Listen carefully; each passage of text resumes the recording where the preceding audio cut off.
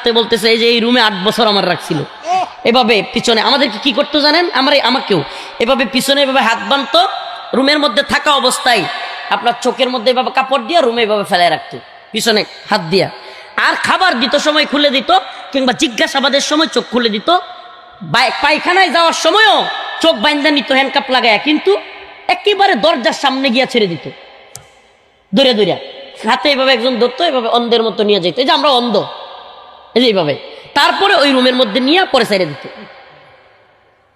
কল্পনা করতে পারেন এমন নির্যাতন নিপীড়ন। আরে র্যাবের এই যে কিছুদিন আগে র্যাবের ডিজি সরাসরি স্বীকার করছে, হ্যাঁ আয়নাঘর ছিল, গুমকুন হয়েছে, স্বীকার করলো। প্রিয় ভাইরা আমার, প্রিয় উপস্থিতি, প্রিয় হাজিরিন, এই কষ্টের কথাগুলো কেন বলছি জানেন?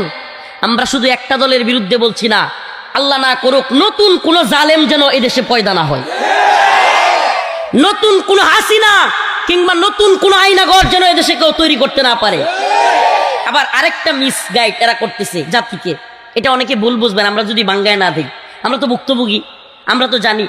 অনেকে মনে করতেছে আয়নাঘর মানে সুনির্দিষ্ট একটা ঘর, না একটা ঘর না, কিন্তু বিষয়টা বুঝবেন।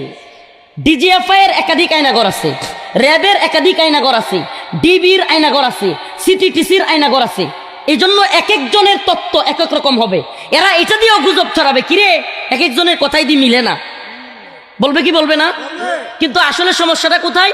সমস্যাটা হলো দেশের বিভিন্ন জায়গায় আয়নাঘর আছে। আয়নাঘর মানে একটা ঘর না। জেল মানে কি একটা জেল? বলেন না, জেল মানে কি একটা জেল?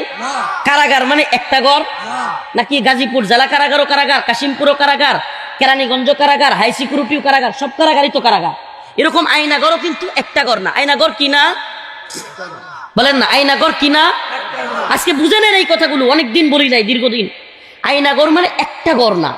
আয়নাঘর র্যাবের আছে, আয়নাঘর ডিবির আছে, আয়নাঘর সিটিডিসির আছে, আয়নাঘর ডিজিএফআই এর আছে। আবার এমন কিছু আয়নাঘর আছে যেগুলোর এখনো পর্যন্ত অস্তিত্বই খুঁজে পায় নাই। কারণ কি? কারণ ভিকটিমরা আয়নাঘরটা কোন জায়গায় এটা বলতেও পারবে না। কারণ আমি আমার কথা বলি, আমাকে গাজীপুর চৌরাস্তা পার হওয়ার সাথে সাথে চোখ বাইন্ধে ফেলা হয়েছে, তো আমি কিভাবে বলবো আমি কোথায় ছিলাম? পরবর্তীতে যখন আমাকে কারাগারে পাঠানো হয়, সেই দিন আমি বুঝতে পারছি আমি র্যাব ওয়ানে ছিলাম। কোথায় ছিলাম?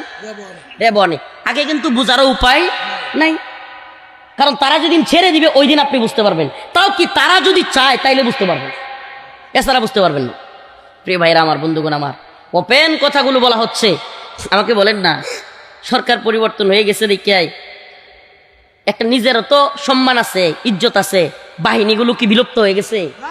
তো ডিজিএফআই তারা যে স্বীকার করলো আয়নাঘর ছিল, র্যাব স্বীকার করলো আয়নাঘর ছিল, এদের কি বদনাম হয় নাই? হ্যাঁ কি কন? তারা কি যদি মিথ্যা হইতো তাহলে দিত? বিশ্ব মিডিয়ায় প্রচার হবে না যে বাংলাদেশের ডিজিএফআই আয়নাঘর রাখতো? বাংলাদেশ সেনাবাহিনীর একটা অংশ গোয়েন্দা সংস্থা আয়নাঘরে মানুষকে এরকম নির্যাতন করতো, এটা কি বিশ্ব মিডিয়া জানবে না? আজকে জাতিসংঘ থেকে বিবৃতি আসছে যে জুলাই আগস্টে যত মানুষ মারা হয়েছে সবগুলো হাসিনার হুকুমেই মারা হয়েছে। আর কত লুকায় রাখবেন? আর কত নির্লজ্জতার বেহায়াপনা করবেন? আরে সূর্যের আলো যেমন সত্য, ওই চাঁদ যেমন সত্য, এই আয়নাঘর ছিল, গুমকুন হয়েছে, এগুলো সত্য। তোদের মতো চামচিকারা, ওরে চামচিকা না, বাদুর বাদুর বাদুর নাকি সূর্য উঠলে নিজের